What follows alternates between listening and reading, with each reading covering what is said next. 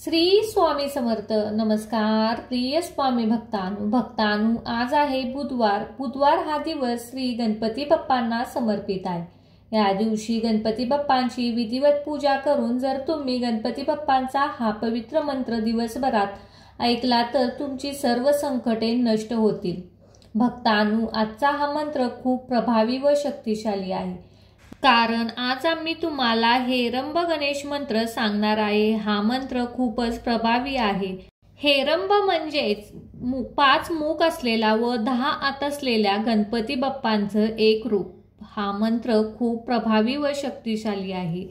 सर्व संकटे दुःख दूर करणारा हा मंत्र आज नक्कीच ऐका. ओम नमो हेरंब मदमोहित मम संकटाय निवारणाय स्वाहा.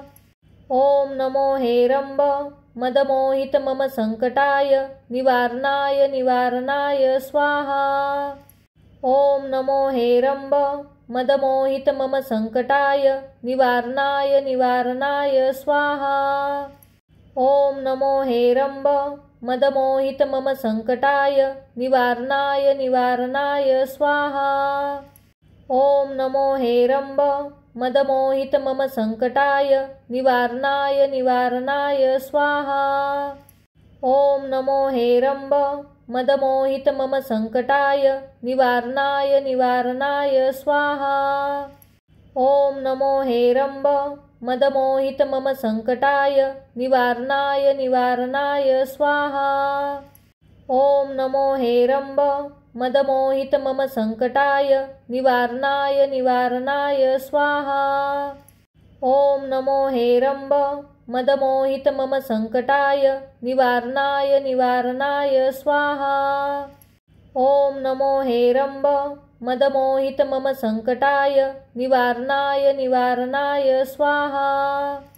ओम नमो हेरंब मदमोहित मम संकटाय निवारणाय स्वाहा. ओम नमो हेरंब मदमोहित मम संकटाय निवारणाय स्वाहा. ओम नमो हेरंब मदमोहित मम संकटाय निवारणाय स्वाहा. ओम नमो हेरंब मदमोहित मम संकटाय निवारणाय स्वाहा. ओम नमो हेरंब मदमोहित मम संकटाय निवारणाय स्वाहा. ओम नमो हेरंब मदमोहित मम संकटाय निवारणाय स्वाहा. ओम नमो हेरंब मदमोहित मम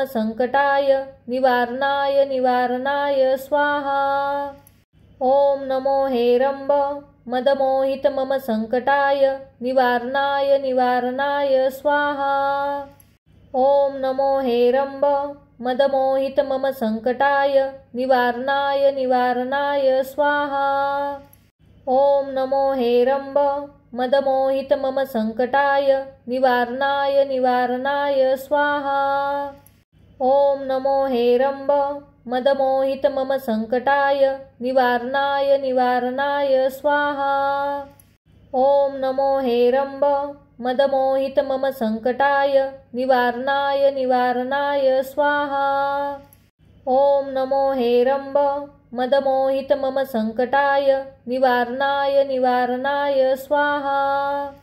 ओम नमो हेरंब मदमोहित मम संकटाय निवारणाय स्वाहा. ओम नमो हेरंब मदमोहित मम संकटाय निवारणाय स्वाहा. ओम नमो हेरंब मदमोहित मम संकटाय निवारणाय स्वाहा. ओम नमो हेरंब मदमोहित मम संकटाय निवारणाय स्वाहा. ओम नमो हेरंब मदमोहित मम संकटाय निवारणाय स्वाहा. ओम नमो हेरंब मदमोहित मम संकटाय निवारणाय स्वाहा. ओम नमो हेरंब मदमोहित मम संकटाय निवारणाय स्वाहा. ॐ नमो हेरम्ब मदमोहित मम संकटाय निवारणाय स्वाहा। ॐ नमो हेरम्ब मदमोहित मम संकटाय निवारणाय स्वाहा। ॐ नमो हेरम्ब मदमोहित मम संकटाय निवारणाय स्वाहा। ॐ नमो हेरम्ब मदमोहित मम संकटाय निवारणाय स्वाहा। ॐ नमो हेरम्ब मदमोहित मम संकटाय निवारणाय स्वाहा। ॐ नमो हेरम्ब मदमोहित मम संकटाय निवारणाय स्वाहा। ॐ नमो हेरम्ब मदमोहित मम संकटाय निवारणाय स्वाहा। ॐ नमो हेरम्ब मदमोहित मम संकटाय निवारणाय स्वाहा। ॐ नमो हेरम्ब मदमोहित मम संकटाय निवारणाय स्वाहा। ॐ नमो हेरम्ब मदमोहित मम संकटाय निवारणाय स्वाहा। ॐ नमो हेरम्ब मदमोहित मम संकटाय निवारणाय स्वाहा। ॐ नमो हेरम्ब मदमोहित मम संकटाय निवारणाय स्वाहा। ॐ नमो हेरम्ब मदमोहित मम संकटाय निवारणाय स्वाहा। ॐ नमो हेरम्ब मदमोहित मम संकटाय निवारणाय स्वाहा। ॐ नमो हेरम्ब मदमोहित मम संकटाय निवारणाय स्वाहा। ॐ नमो हेरम्ब मदमोहित मम संकटाय निवारणाय स्वाहा। ॐ नमो हेरम्ब मदमोहित मम संकटाय निवारणाय स्वाहा। ॐ नमो हेरम्ब मदमोहित मम संकटाय निवारणाय स्वाहा। ॐ नमो हेरम्ब मदमोहित मम संकटाय निवारणाय स्वाहा। ॐ नमो हेरम्ब मदमोहित मम संकटाय निवारणाय स्वाहा। ॐ नमो हेरम्ब मदमोहित मम संकटाय निवारणाय स्वाहा।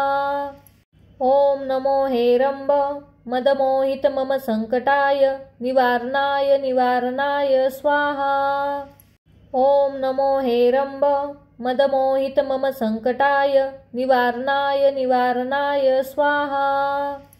ॐ नमो हेरम्ब मदमोहित मम संकटाय निवारणाय स्वाहा।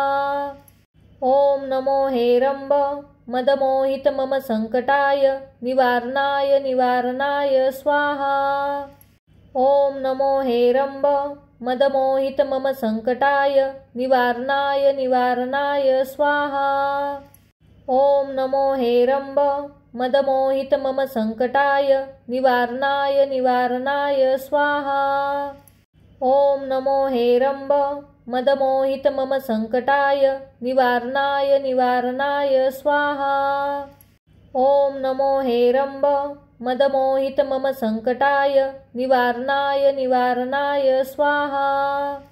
ॐ नमो हेरम्ब मदमोहित मम संकटाय निवारणाय स्वाहा। ॐ नमो हेरम्ब मदमोहित मम संकटाय निवारणाय स्वाहा। ॐ नमो हेरम्ब मदमोहित मम संकटाय निवारणाय स्वाहा। ॐ नमो हेरम्ब मदमोहित मम संकटाय निवारणाय स्वाहा। ॐ नमो हेरम्ब मदमोहित मम संकटाय निवारणाय स्वाहा। ॐ नमो हेरम्ब मदमोहित मम संकटाय निवारणाय स्वाहा। ॐ नमो हेरम्ब मदमोहित मम संकटाय निवारणाय स्वाहा।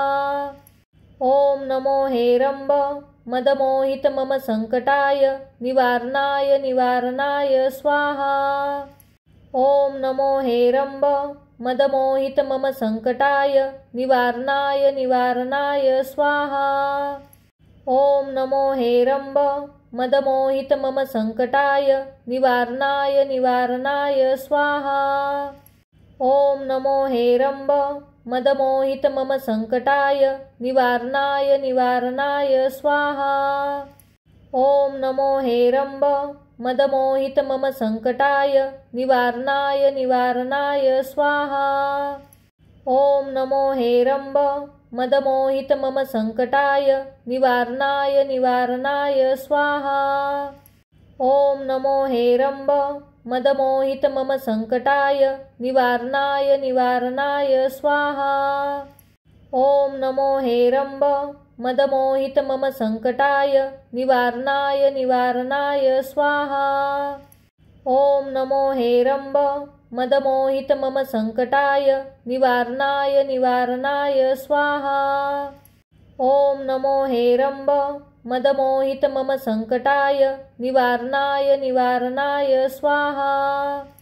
ॐ नमो हेरम्ब मदमोहित मम संकटाय निवारणाय स्वाहा। ॐ नमो हेरम्ब मदमोहित मम संकटाय निवारणाय स्वाहा। ॐ नमो हेरम्ब मदमोहित मम संकटाय निवारणाय स्वाहा। ॐ नमो हेरम्ब मदमोहित मम संकटाय निवारणाय स्वाहा। ॐ नमो हेरम्ब मदमोहित मम संकटाय निवारणाय स्वाहा। ॐ नमो हेरम्ब मदमोहित मम संकटाय निवारणाय स्वाहा। ॐ नमो हेरम्ब मदमोहित मम संकटाय निवारणाय स्वाहा। ॐ नमो हेरम्ब मदमोहित मम संकटाय निवारणाय स्वाहा। ॐ नमो हेरम्ब मदमोहित मम संकटाय निवारणाय स्वाहा। ॐ नमो हेरम्ब मदमोहित मम संकटाय निवारणाय स्वाहा। ॐ नमो हेरम्ब मदमोहित मम संकटाय निवारणाय स्वाहा। ॐ नमो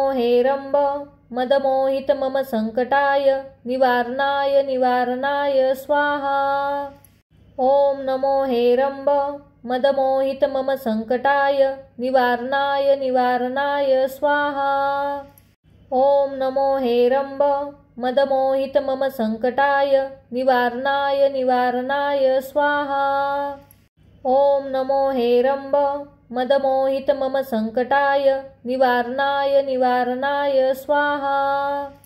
ॐ नमो हेरम्ब मदमोहित मम संकटाय निवारणाय स्वाहा।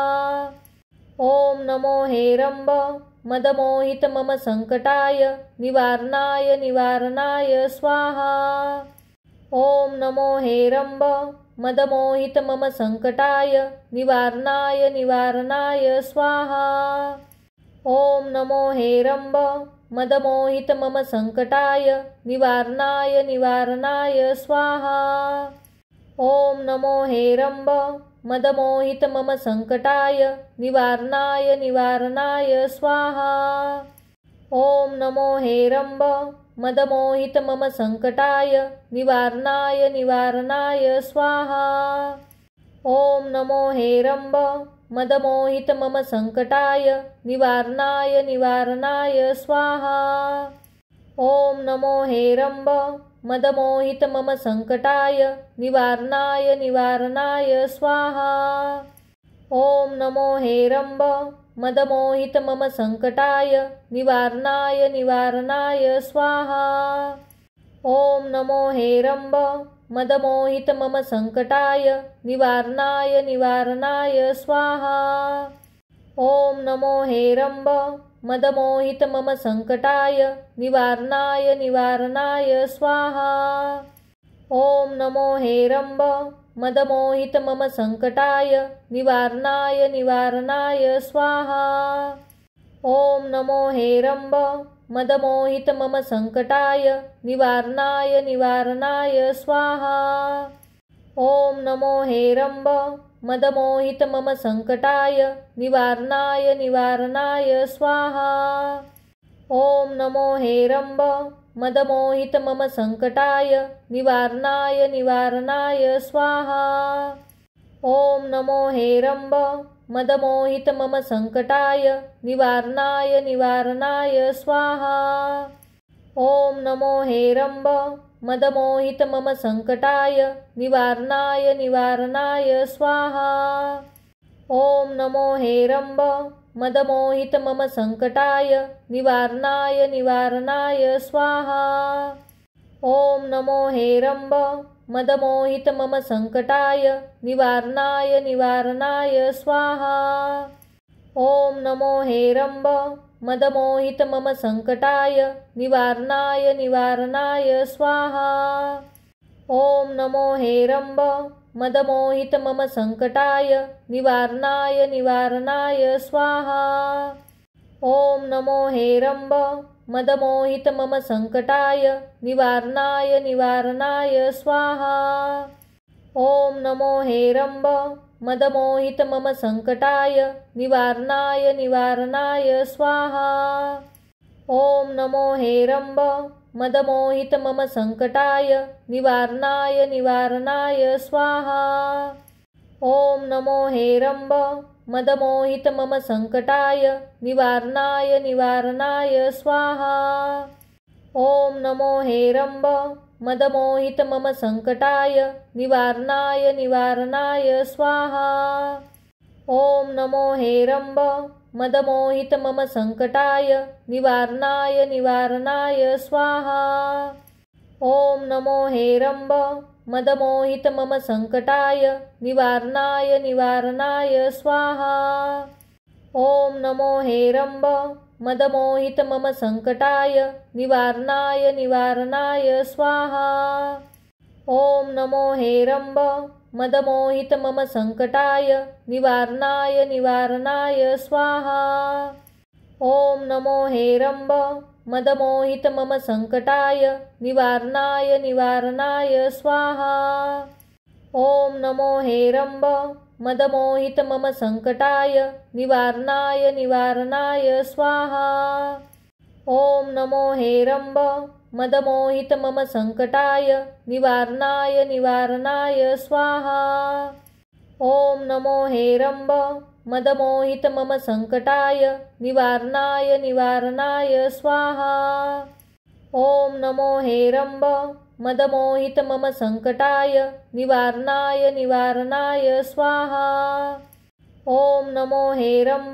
मदमोहित मम संकटाय निवारणाय स्वाहा।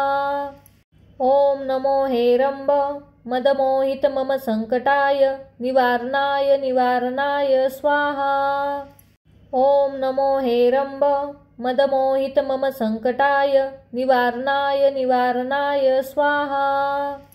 ॐ नमो हेरम्ब मदमोहित मम संकटाय निवारणाय स्वाहा। ॐ नमो हेरम्ब मदमोहित मम संकटाय निवारणाय स्वाहा। ॐ नमो हेरम्ब मदमोहित मम संकटाय निवारणाय स्वाहा। ॐ नमो हेरम्ब मदमोहित मम संकटाय निवारणाय स्वाहा। ॐ नमो हेरम्ब मदमोहित मम संकटाय निवारणाय स्वाहा। ॐ नमो हेरम्ब मदमोहित मम संकटाय निवारणाय स्वाहा। ॐ नमो हेरम्ब मदमोहित मम संकटाय निवारणाय स्वाहा। ॐ नमो हेरम्ब मदमोहित मम संकटाय निवारणाय स्वाहा। ॐ नमो हेरम्ब मदमोहित मम संकटाय निवारणाय स्वाहा। ॐ नमो हेरम्ब मदमोहित मम संकटाय निवारणाय स्वाहा। ॐ नमो हेरम्ब मदमोहित मम संकटाय निवारणाय स्वाहा। ॐ नमो हेरम्ब मदमोहित मम संकटाय निवारणाय स्वाहा। ॐ नमो हेरम्ब मदमोहित मम संकटाय निवारणाय स्वाहा। ॐ नमो हेरम्ब मदमोहित मम संकटाय निवारणाय स्वाहा। ॐ नमो हेरम्ब मदमोहित मम संकटाय निवारणाय स्वाहा। ॐ नमो हेरम्ब मदमोहित मम संकटाय निवारणाय स्वाहा। ॐ नमो हेरम्ब मदमोहित मम संकटाय निवारणाय स्वाहा। ॐ नमो हेरम्ब मदमोहित मम संकटाय निवारणाय स्वाहा। ॐ नमो हेरम्ब मदमोहित मम संकटाय निवारणाय स्वाहा। ॐ नमो हेरम्ब मदमोहित मम संकटाय निवारणाय स्वाहा। ॐ नमो हेरम्ब मदमोहित मम संकटाय निवारणाय स्वाहा। ॐ नमो हेरम्ब मदमोहित मम संकटाय निवारणाय स्वाहा। ॐ नमो हेरम्ब मदमोहित मम संकटाय निवारणाय स्वाहा। ॐ नमो हेरम्ब मदमोहित मम संकटाय निवारणाय स्वाहा। ॐ नमो हेरम्ब मदमोहित मम संकटाय निवारणाय स्वाहा। ॐ नमो हेरम्ब मदमोहित मम संकटाय निवारणाय स्वाहा। ॐ नमो हेरम्ब मदमोहित मम संकटाय निवारणाय स्वाहा।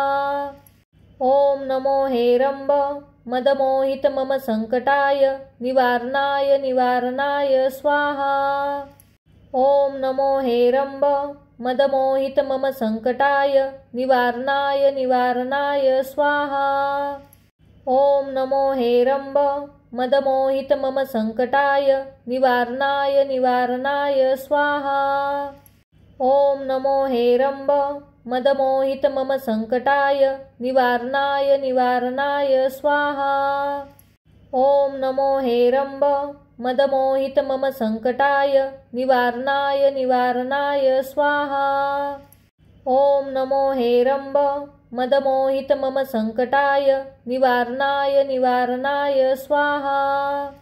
ॐ नमो हेरम्ब मदमोहित मम संकटाय निवारणाय स्वाहा। ॐ नमो हेरम्ब मदमोहित मम संकटाय निवारणाय स्वाहा। ॐ नमो हेरम्ब मदमोहित मम संकटाय निवारणाय स्वाहा। ॐ नमो हेरम्ब मदमोहित मम संकटाय निवारणाय स्वाहा। ॐ नमो हेरम्ब मदमोहित मम संकटाय निवारणाय स्वाहा। ॐ नमो हेरम्ब मदमोहित मम संकटाय निवारणाय स्वाहा। ॐ नमो हेरम्ब मदमोहित मम संकटाय निवारणाय स्वाहा। ॐ नमो हेरम्ब मदमोहित मम संकटाय निवारणाय स्वाहा। ॐ नमो हेरम्ब मदमोहित मम संकटाय निवारणाय स्वाहा। ॐ नमो हेरम्ब मदमोहित मम संकटाय निवारणाय स्वाहा। ॐ नमो हेरम्ब मदमोहित मम संकटाय निवारणाय स्वाहा। ॐ नमो हेरम्ब मदमोहित मम संकटाय निवारणाय स्वाहा। ॐ नमो हेरम्ब मदमोहित मम संकटाय निवारणाय स्वाहा। ॐ नमो हेरम्ब मदमोहित मम संकटाय निवारणाय स्वाहा। ॐ नमो हेरम्ब मदमोहित मम संकटाय निवारणाय स्वाहा। ॐ नमो हेरम्ब मदमोहित मम संकटाय निवारणाय स्वाहा। ॐ नमो हेरम्ब मदमोहित मम संकटाय निवारणाय स्वाहा। ॐ नमो हेरम्ब मदमोहित मम संकटाय निवारणाय स्वाहा। ॐ नमो हेरम्ब मदमोहित मम संकटाय निवारणाय स्वाहा। ॐ नमो हेरम्ब मदमोहित मम संकटाय निवारणाय स्वाहा। ॐ नमो हेरम्ब मदमोहित मम संकटाय निवारणाय स्वाहा। ॐ नमो हेरम्ब मदमोहित मम संकटाय निवारणाय स्वाहा। ॐ नमो हेरम्ब मदमोहित मम संकटाय निवारणाय स्वाहा। ॐ नमो हेरम्ब मदमोहित मम संकटाय निवारणाय स्वाहा। ॐ नमो हेरम्ब मदमोहित मम संकटाय निवारणाय स्वाहा। ॐ नमो हेरम्ब मदमोहित मम संकटाय निवारणाय स्वाहा। ॐ नमो हेरम्ब मदमोहित मम संकटाय निवारणाय स्वाहा। ॐ नमो हेरम्ब मदमोहित मम संकटाय निवारणाय स्वाहा। ॐ नमो हेरम्ब मदमोहित मम संकटाय निवारणाय स्वाहा। ॐ नमो हेरम्ब मदमोहित मम संकटाय निवारणाय स्वाहा। ॐ नमो हेरम्ब मदमोहित मम संकटाय निवारणाय स्वाहा। ॐ नमो हेरम्ब मदमोहित मम संकटाय निवारणाय स्वाहा। ॐ नमो हेरम्ब मदमोहित मम संकटाय निवारणाय स्वाहा। ॐ नमो हेरम्ब मदमोहित मम संकटाय निवारणाय स्वाहा। ॐ नमो हेरम्ब मदमोहित मम संकटाय निवारणाय स्वाहा। ॐ नमो हेरम्ब मदमोहित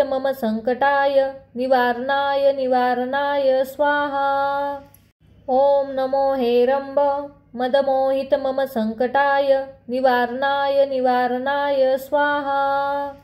ॐ नमो हेरम्ब मदमोहित मम संकटाय निवारणाय स्वाहा। ॐ नमो हेरम्ब मदमोहित मम संकटाय निवारणाय स्वाहा।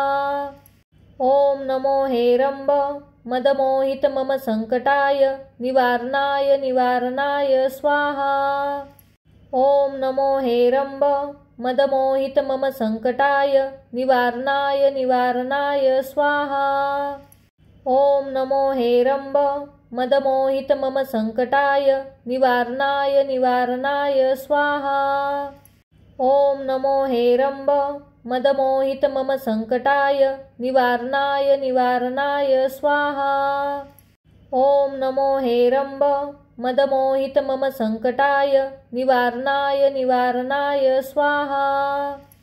ॐ नमो हेरम्ब मदमोहित मम संकटाय निवारणाय स्वाहा। ॐ नमो हेरम्ब मदमोहित मम संकटाय निवारणाय स्वाहा। ॐ नमो हेरम्ब मदमोहित मम संकटाय निवारणाय स्वाहा। ॐ नमो हेरम्ब मदमोहित मम संकटाय निवारणाय स्वाहा। ॐ नमो हेरम्ब मदमोहित मम संकटाय निवारणाय स्वाहा। ॐ नमो हेरम्ब मदमोहित मम संकटाय निवारणाय स्वाहा। ॐ नमो हेरम्ब मदमोहित मम संकटाय निवारणाय स्वाहा। ॐ नमो हेरम्ब मदमोहित मम संकटाय निवारणाय स्वाहा। ॐ नमो हेरम्ब मदमोहित मम संकटाय निवारणाय स्वाहा। ॐ नमो हेरम्ब मदमोहित मम संकटाय निवारणाय स्वाहा। ॐ नमो हेरम्ब मदमोहित मम संकटाय निवारणाय स्वाहा। ॐ नमो हेरम्ब मदमोहित मम संकटाय निवारणाय स्वाहा। ॐ नमो हेरम्ब मदमोहित मम संकटाय निवारणाय स्वाहा। ॐ नमो हेरम्ब मदमोहित मम संकटाय निवारणाय स्वाहा। ॐ नमो हेरम्ब मदमोहित मम संकटाय निवारणाय स्वाहा। ॐ नमो हेरम्ब मदमोहित मम संकटाय निवारणाय स्वाहा। ॐ नमो हेरम्ब मदमोहित मम संकटाय निवारणाय स्वाहा। ॐ नमो हेरम्ब मदमोहित मम संकटाय निवारणाय स्वाहा। ॐ नमो हेरम्ब मदमोहित मम संकटाय निवारणाय स्वाहा। ॐ नमो हेरम्ब मदमोहित मम संकटाय निवारणाय स्वाहा। ॐ नमो हेरम्ब मदमोहित मम संकटाय निवारणाय स्वाहा। ॐ नमो हेरम्ब मदमोहित मम संकटाय निवारणाय स्वाहा। ॐ नमो हेरम्ब मदमोहित मम संकटाय निवारणाय स्वाहा। ॐ नमो हेरम्ब मदमोहित मम संकटाय निवारणाय स्वाहा। ॐ नमो हेरम्ब मदमोहित मम संकटाय निवारणाय स्वाहा। ॐ नमो हेरम्ब मदमोहित मम संकटाय निवारणाय स्वाहा। ॐ नमो हेरम्ब मदमोहित मम संकटाय निवारणाय स्वाहा। ॐ नमो हेरम्ब मदमोहित मम संकटाय निवारणाय स्वाहा।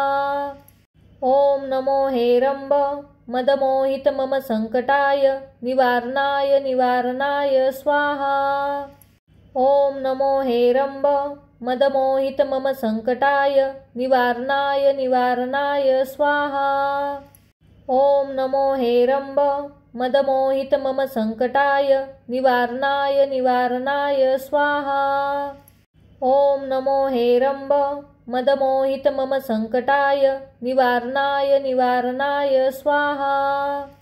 ॐ नमो हेरम्ब मदमोहित मम संकटाय निवारणाय स्वाहा। ॐ नमो हेरम्ब मदमोहित मम संकटाय निवारणाय स्वाहा। ॐ नमो हेरम्ब मदमोहित मम संकटाय निवारणाय स्वाहा। ॐ नमो हेरम्ब मदमोहित मम संकटाय निवारणाय स्वाहा। ॐ नमो हेरम्ब मदमोहित मम संकटाय निवारणाय स्वाहा। ॐ नमो हेरम्ब मदमोहित मम संकटाय निवारणाय स्वाहा। ॐ नमो हेरम्ब मदमोहित मम संकटाय निवारणाय स्वाहा। ॐ नमो हेरम्ब मदमोहित मम संकटाय निवारणाय स्वाहा। ॐ नमो हेरम्ब मदमोहित मम संकटाय निवारणाय स्वाहा। ॐ नमो हेरम्ब मदमोहित मम संकटाय निवारणाय स्वाहा। ॐ नमो हेरम्ब मदमोहित मम संकटाय निवारणाय स्वाहा। ॐ नमो हेरम्ब मदमोहित मम संकटाय निवारणाय स्वाहा। ॐ नमो हेरम्ब मदमोहित मम संकटाय निवारणाय स्वाहा। ॐ नमो हेरम्ब मदमोहित मम संकटाय निवारणाय स्वाहा। ॐ नमो हेरम्ब मदमोहित मम संकटाय निवारणाय स्वाहा। ॐ नमो हेरम्ब मदमोहित मम संकटाय निवारणाय स्वाहा। ॐ नमो हेरम्ब मदमोहित मम संकटाय निवारणाय स्वाहा। ॐ नमो हेरम्ब मदमोहित मम संकटाय निवारणाय स्वाहा। ॐ नमो हेरम्ब मदमोहित मम संकटाय निवारणाय स्वाहा। ॐ नमो हेरम्ब मदमोहित मम संकटाय निवारणाय स्वाहा। ॐ नमो हेरम्ब मदमोहित मम संकटाय निवारणाय स्वाहा। ॐ नमो हेरम्ब मदमोहित मम संकटाय निवारणाय स्वाहा। ॐ नमो हेरम्ब मदमोहित मम संकटाय निवारणाय स्वाहा।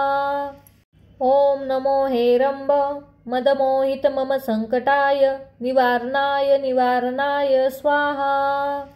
ॐ नमो हेरम्ब मदमोहित मम संकटाय निवारणाय स्वाहा। ॐ नमो हेरम्ब मदमोहित मम संकटाय निवारणाय स्वाहा। ॐ नमो हेरम्ब मदमोहित मम संकटाय निवारणाय स्वाहा। ॐ नमो हेरम्ब मदमोहित मम संकटाय निवारणाय स्वाहा। ॐ नमो हेरम्ब मदमोहित मम संकटाय निवारणाय स्वाहा। ॐ नमो हेरम्ब मदमोहित मम संकटाय निवारणाय स्वाहा। ॐ नमो हेरम्ब मदमोहित मम संकटाय निवारणाय स्वाहा। ॐ नमो हेरम्ब मदमोहित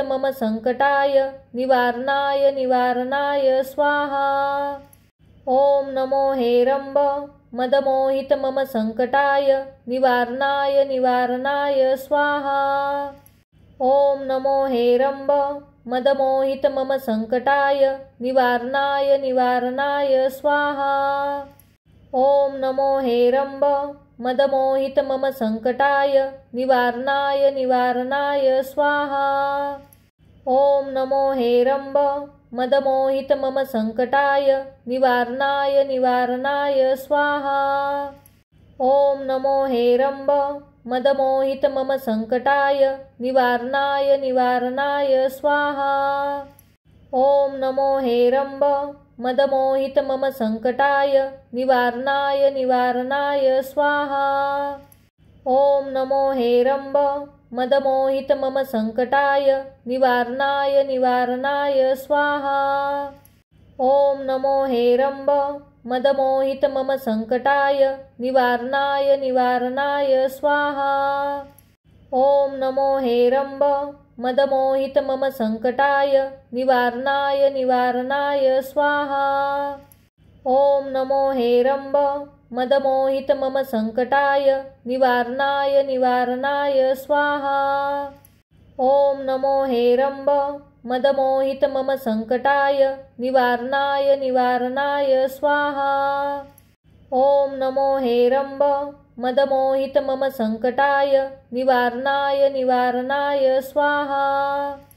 ॐ नमो हेरम्ब मदमोहित मम संकटाय निवारणाय स्वाहा। ॐ नमो हेरम्ब मदमोहित मम संकटाय निवारणाय स्वाहा। ॐ नमो हेरम्ब मदमोहित मम संकटाय निवारणाय स्वाहा। ॐ नमो हेरम्ब मदमोहित मम संकटाय निवारणाय स्वाहा। ॐ नमो हेरम्ब मदमोहित मम संकटाय निवारणाय स्वाहा। ॐ नमो हेरम्ब मदमोहित मम संकटाय निवारणाय स्वाहा। ॐ नमो हेरम्ब मदमोहित मम संकटाय निवारणाय स्वाहा। ॐ नमो हेरम्ब मदमोहित मम संकटाय निवारणाय स्वाहा। ॐ नमो हेरम्ब मदमोहित मम संकटाय निवारणाय स्वाहा। ॐ नमो हेरम्ब मदमोहित मम संकटाय निवारणाय स्वाहा।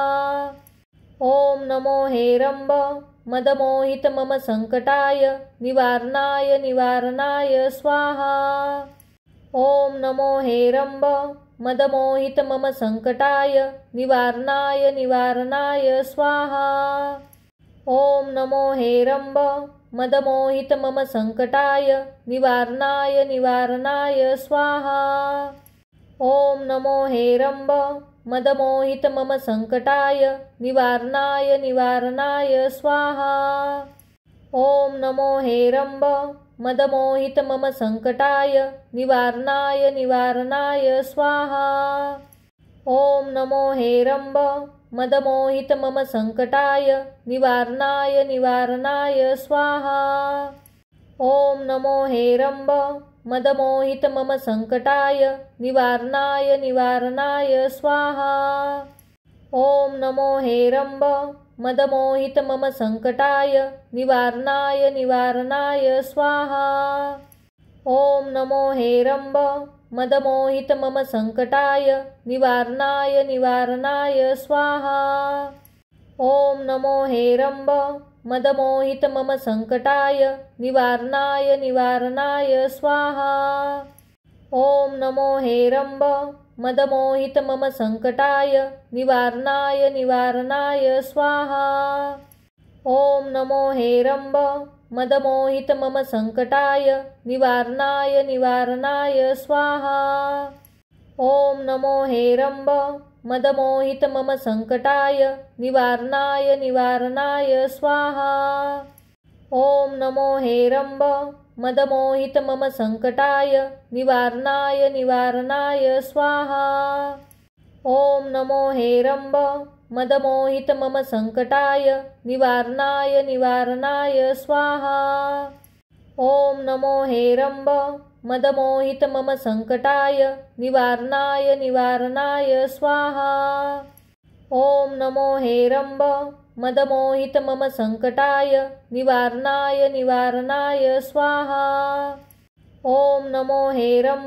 मदमोहित मम संकटाय निवारणाय स्वाहा।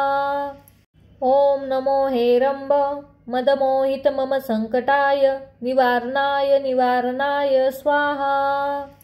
ॐ नमो हेरम्ब मदमोहित मम संकटाय निवारणाय स्वाहा। ॐ नमो हेरम्ब मदमोहित मम संकटाय निवारणाय स्वाहा। ॐ नमो हेरम्ब मदमोहित मम संकटाय निवारणाय स्वाहा। ॐ नमो हेरम्ब मदमोहित मम संकटाय निवारणाय स्वाहा। ॐ नमो हेरम्ब मदमोहित मम संकटाय निवारणाय स्वाहा। ॐ नमो हेरम्ब मदमोहित मम संकटाय निवारणाय स्वाहा। ॐ नमो हेरम्ब मदमोहित मम संकटाय निवारणाय स्वाहा। ॐ नमो हेरम्ब मदमोहित मम संकटाय निवारणाय स्वाहा। ॐ नमो हेरम्ब मदमोहित मम संकटाय निवारणाय स्वाहा। ॐ नमो हेरम्ब मदमोहित मम संकटाय निवारणाय स्वाहा। ॐ नमो हेरम्ब मदमोहित मम संकटाय निवारणाय स्वाहा। ॐ नमो हेरम्ब मदमोहित मम संकटाय निवारणाय स्वाहा। ॐ नमो हेरम्ब मदमोहित मम संकटाय निवारणाय स्वाहा। ॐ नमो हेरम्ब मदमोहित मम संकटाय निवारणाय स्वाहा। ॐ नमो हेरम्ब मदमोहित मम संकटाय निवारणाय स्वाहा। ॐ नमो हेरम्ब मदमोहित मम संकटाय निवारणाय स्वाहा। ॐ नमो हेरम्ब मदमोहित मम संकटाय निवारणाय स्वाहा। ॐ नमो हेरम्ब मदमोहित मम संकटाय निवारणाय स्वाहा। ॐ नमो हेरम्ब मदमोहित मम संकटाय निवारणाय स्वाहा। ॐ नमो हेरम्ब मदमोहित मम संकटाय निवारणाय स्वाहा। ॐ नमो हेरम्ब मदमोहित मम संकटाय निवारणाय स्वाहा। ॐ नमो हेरम्ब मदमोहित मम संकटाय निवारणाय स्वाहा। ॐ नमो हेरम्ब मदमोहित मम संकटाय निवारणाय स्वाहा। ॐ नमो हेरम्ब मदमोहित मम संकटाय निवारणाय स्वाहा।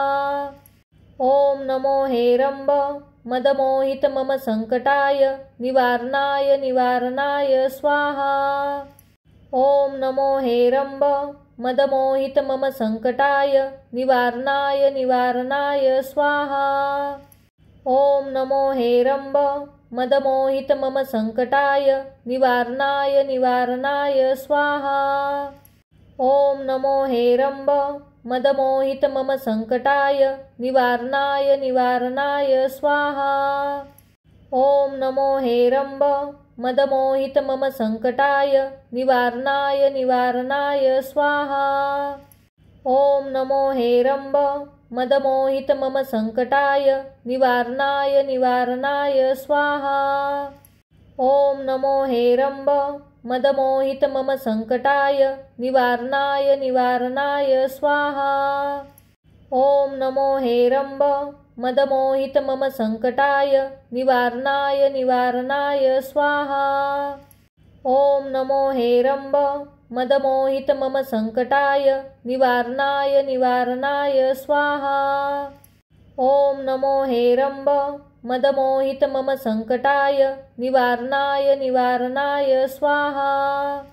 ॐ नमो हेरम्ब मदमोहित मम संकटाय निवारणाय स्वाहा। ॐ नमो हेरम्ब मदमोहित मम संकटाय निवारणाय स्वाहा। ॐ नमो हेरम्ब मदमोहित मम संकटाय निवारणाय स्वाहा। ॐ नमो हेरम्ब मदमोहित मम संकटाय निवारणाय स्वाहा। ॐ नमो हेरम्ब मदमोहित मम संकटाय निवारणाय स्वाहा। ॐ नमो हेरम्ब मदमोहित मम संकटाय निवारणाय स्वाहा। ॐ नमो हेरम्ब मदमोहित मम संकटाय निवारणाय स्वाहा। ॐ नमो हेरम्ब मदमोहित मम संकटाय निवारणाय स्वाहा। ॐ नमो हेरम्ब मदमोहित मम संकटाय निवारणाय स्वाहा। ॐ नमो हेरम्ब मदमोहित मम संकटाय निवारणाय स्वाहा। ॐ नमो हेरम्ब मदमोहित मम संकटाय निवारणाय स्वाहा। ॐ नमो हेरम्ब मदमोहित मम संकटाय निवारणाय स्वाहा। ॐ नमो हेरम्ब मदमोहित मम संकटाय निवारणाय स्वाहा। ॐ नमो हेरम्ब मदमोहित मम संकटाय निवारणाय स्वाहा। ॐ नमो हेरम्ब मदमोहित मम संकटाय निवारणाय स्वाहा। ॐ नमो हेरम्ब मदमोहित मम संकटाय निवारणाय स्वाहा। ॐ नमो हेरम्ब मदमोहित मम संकटाय निवारणाय स्वाहा। ॐ नमो हेरम्ब मदमोहित मम संकटाय निवारणाय स्वाहा। ॐ नमो हेरम्ब मदमोहित मम संकटाय निवारणाय स्वाहा। ॐ नमो हेरम्ब मदमोहित मम संकटाय निवारणाय स्वाहा। ॐ नमो हेरम्ब मदमोहित मम संकटाय निवारणाय स्वाहा। ॐ नमो हेरम्ब मदमोहित मम संकटाय निवारणाय स्वाहा। ॐ नमो हेरम्ब मदमोहित मम संकटाय निवारणाय स्वाहा। ॐ नमो हेरम्ब मदमोहित मम संकटाय निवारणाय स्वाहा। ॐ नमो हेरम्ब मदमोहित मम संकटाय निवारणाय स्वाहा। ॐ नमो हेरम्ब मदमोहित मम संकटाय निवारणाय स्वाहा। ॐ नमो हेरम्ब मदमोहित मम संकटाय निवारणाय स्वाहा। ॐ नमो हेरम्ब मदमोहित मम संकटाय निवारणाय स्वाहा। ॐ नमो हेरम्ब मदमोहित मम संकटाय निवारणाय स्वाहा। ॐ नमो हेरम्ब मदमोहित मम संकटाय निवारणाय स्वाहा। ॐ नमो हेरम्ब मदमोहित मम संकटाय निवारणाय स्वाहा। ॐ नमो हेरम्ब मदमोहित मम संकटाय निवारणाय स्वाहा। ॐ नमो हेरम्ब मदमोहित मम संकटाय निवारणाय स्वाहा। ॐ नमो हेरम्ब मदमोहित मम संकटाय निवारणाय स्वाहा। ॐ नमो हेरम्ब मदमोहित मम संकटाय निवारणाय स्वाहा। ॐ नमो हेरम्ब मदमोहित मम संकटाय निवारणाय स्वाहा। ॐ नमो हेरम्ब मदमोहित मम संकटाय निवारणाय स्वाहा। ॐ नमो हेरम्ब मदमोहित मम संकटाय निवारणाय स्वाहा। ॐ नमो हेरम्ब मदमोहित मम संकटाय निवारणाय स्वाहा। ॐ नमो हेरम्ब मदमोहित मम संकटाय निवारणाय स्वाहा। ॐ नमो हेरम्ब मदमोहित मम संकटाय निवारणाय स्वाहा। ॐ नमो हेरम्ब मदमोहित मम संकटाय निवारणाय स्वाहा। ॐ नमो हेरम्ब मदमोहित मम संकटाय निवारणाय स्वाहा। ॐ नमो हेरम्ब मदमोहित मम संकटाय निवारणाय स्वाहा।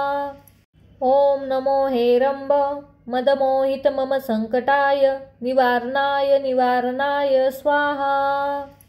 ॐ नमो हेरम्ब मदमोहित मम संकटाय निवारणाय स्वाहा। ॐ नमो हेरम्ब मदमोहित मम संकटाय निवारणाय स्वाहा। ॐ नमो हेरम्ब मदमोहित मम संकटाय निवारणाय स्वाहा। ॐ नमो हेरम्ब मदमोहित मम संकटाय निवारणाय स्वाहा। ॐ नमो हेरम्ब मदमोहित मम संकटाय निवारणाय स्वाहा। ॐ नमो हेरम्ब मदमोहित मम संकटाय निवारणाय स्वाहा। ॐ नमो हेरम्ब मदमोहित मम संकटाय निवारणाय स्वाहा। ॐ नमो हेरम्ब मदमोहित मम संकटाय निवारणाय स्वाहा। ॐ नमो हेरम्ब मदमोहित मम संकटाय निवारणाय स्वाहा। ॐ नमो हेरम्ब मदमोहित मम संकटाय निवारणाय स्वाहा। ॐ नमो हेरम्ब मदमोहित मम संकटाय निवारणाय स्वाहा। ॐ नमो हेरम्ब मदमोहित मम संकटाय निवारणाय स्वाहा। ॐ नमो हेरम्ब मदमोहित मम संकटाय निवारणाय स्वाहा। ॐ नमो हेरम्ब मदमोहित मम संकटाय निवारणाय स्वाहा। ॐ नमो हेरम्ब मदमोहित मम संकटाय निवारणाय स्वाहा। ॐ नमो हेरम्ब मदमोहित मम संकटाय निवारणाय स्वाहा। ॐ नमो हेरम्ब मदमोहित मम संकटाय निवारणाय स्वाहा। ॐ नमो हेरम्ब मदमोहित मम संकटाय निवारणाय स्वाहा। ॐ नमो हेरम्ब मदमोहित मम संकटाय निवारणाय स्वाहा। ॐ नमो हेरम्ब मदमोहित मम संकटाय निवारणाय स्वाहा। ॐ नमो हेरम्ब मदमोहित मम संकटाय निवारणाय स्वाहा। ॐ नमो हेरम्ब मदमोहित मम संकटाय निवारणाय स्वाहा। ॐ नमो हेरम्ब मदमोहित मम संकटाय निवारणाय स्वाहा।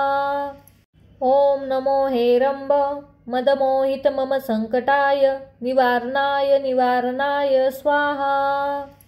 ॐ नमो हेरम्ब मदमोहित मम संकटाय निवारणाय स्वाहा।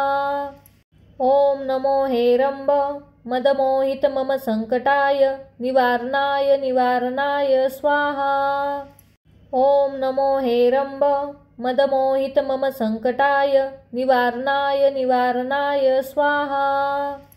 ॐ नमो हेरम्ब मदमोहित मम संकटाय निवारणाय स्वाहा।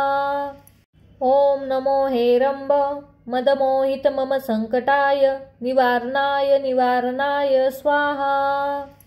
ॐ नमो हेरम्ब मदमोहित मम संकटाय निवारणाय स्वाहा। ॐ नमो हेरम्ब मदमोहित मम संकटाय निवारणाय स्वाहा। ॐ नमो हेरम्ब मदमोहित मम संकटाय निवारणाय स्वाहा। ॐ नमो हेरम्ब मदमोहित मम संकटाय निवारणाय स्वाहा। ॐ नमो हेरम्ब मदमोहित मम संकटाय निवारणाय स्वाहा। ॐ नमो हेरम्ब मदमोहित मम संकटाय निवारणाय स्वाहा। ॐ नमो हेरम्ब मदमोहित मम संकटाय निवारणाय स्वाहा। ॐ नमो हेरम्ब मदमोहित मम संकटाय निवारणाय स्वाहा। ॐ नमो हेरम्ब मदमोहित मम संकटाय निवारणाय स्वाहा। ॐ नमो हेरम्ब मदमोहित मम संकटाय निवारणाय स्वाहा।